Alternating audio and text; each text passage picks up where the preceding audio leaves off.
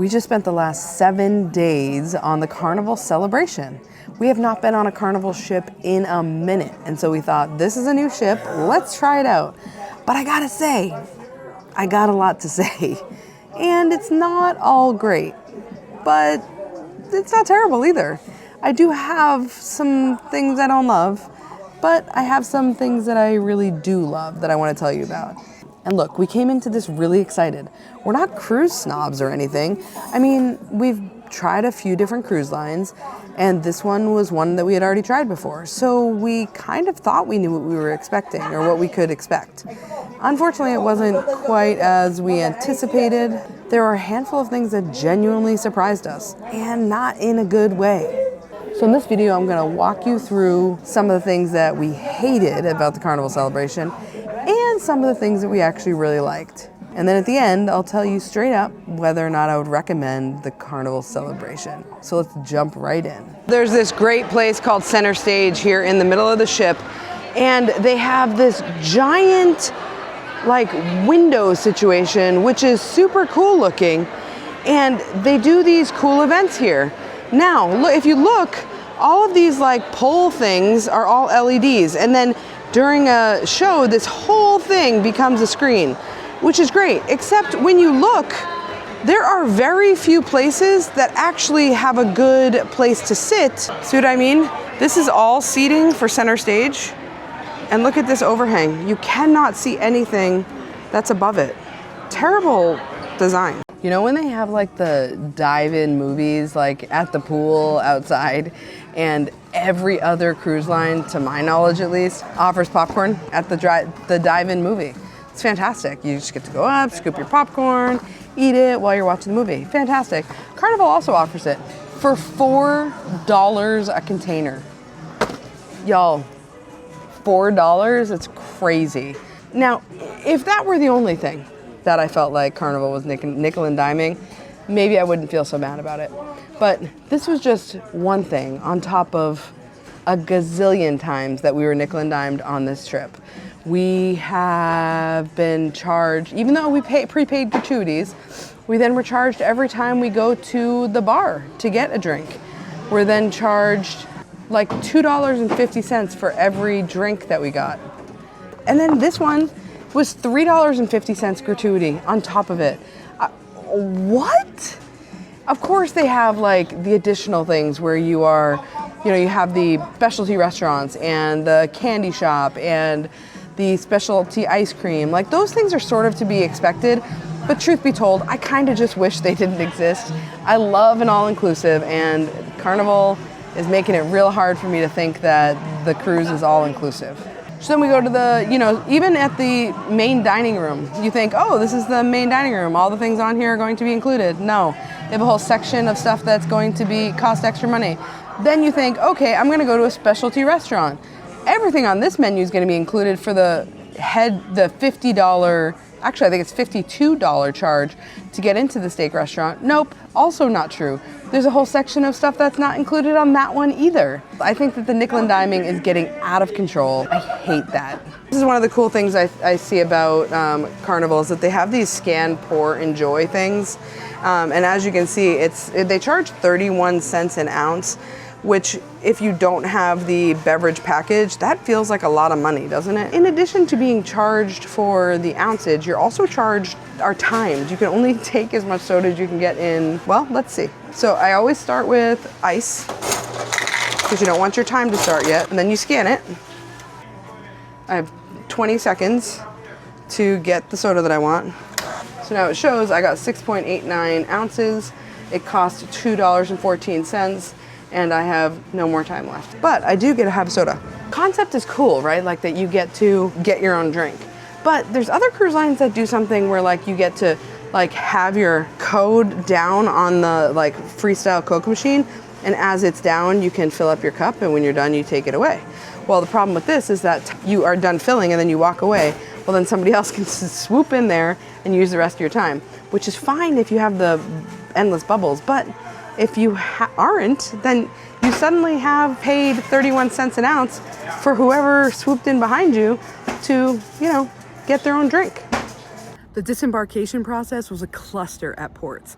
Because here's the thing, we were with some friends who had some physical limitations, so they needed to use the elevator with the scooter every time they were going anywhere, including getting off the ship. But they made the elevators stop at a specific floor, which didn't bring it all the way down to where you needed to go. But wait, apparently they had a couple of elevators running just for the purposes of people with disabilities so that they could get up and down without having to wait. That's a nice concept, except they communicated that nowhere. It was not in writing. They did not say it over the intercom. It was a cluster. So that left my friends riding up and down the elevator trying to figure out how the hell to get off the ship. Why did they have to do that? Why did they not just communicate all of the things? Like, hey, if you are able, you're going to use the stairs. If you need extra assistance, you can use this elevator. Why was that not a thing? If you've been on the Carnival Celebration, what's been your experience? Did you just love it?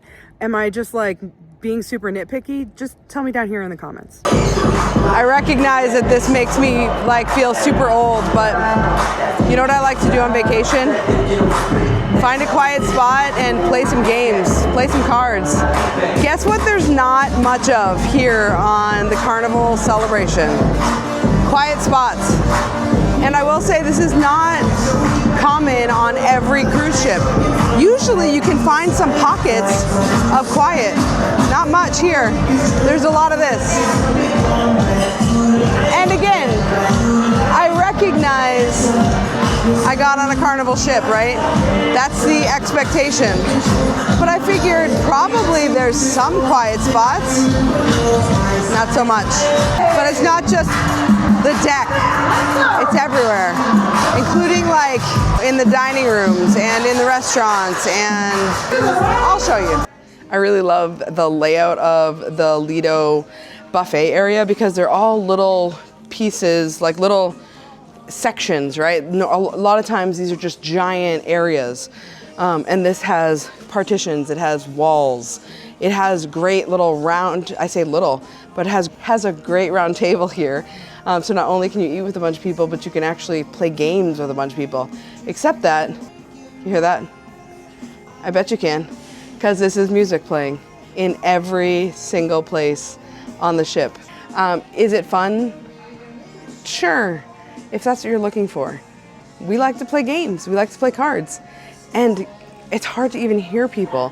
So like nobody else is around, it's just us. And we would love to be able to play games, except we have music playing.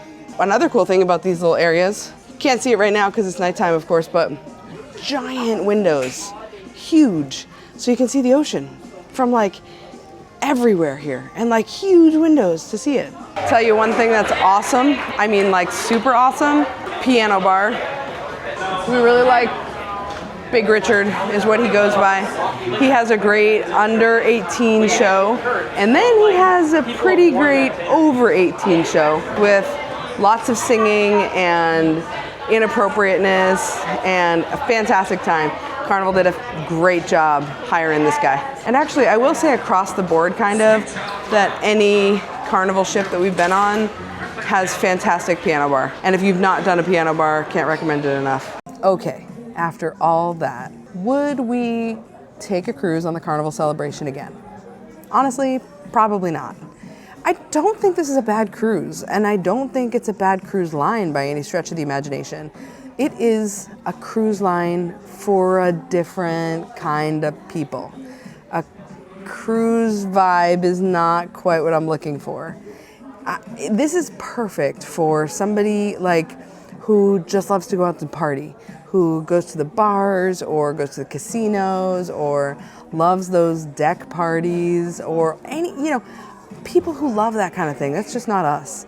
We are the kind of people who like to go on a cruise to relax and to find a little corner and play some games and play some cards. If you want high energy, a lot of stuff going on, and that party vibe, this cruise is for you. People always talk about Carnival being a party cruise line. And I thought, the first time I cruised, that wasn't it. So I thought, this is still gonna be great. And listen, again, it's a fantastic cruise, just not for me. If you're like us and you care about finding little pockets of quiet, about comfortable places to still be in public, but not in a loud, super loud area, this isn't for you. There's lots of cruise lines that are much closer to that. And hopefully I'll make a video about those someday. There were just enough little things adding up that by the end of the trip, we're kind of like, yeah, this isn't it for us. But I'm really glad we did it because now we know. Hopefully this helps you decide if the Carnival Celebration is for you. And hey, if you're interested in wanting to know what the inside stateroom on a Carnival Celebration looks like, you should check out the next video here. I sure would appreciate you liking the video and subscribing to the channel. It's little things like that that don't take much time for you, but make a huge difference to me. Thanks for watching.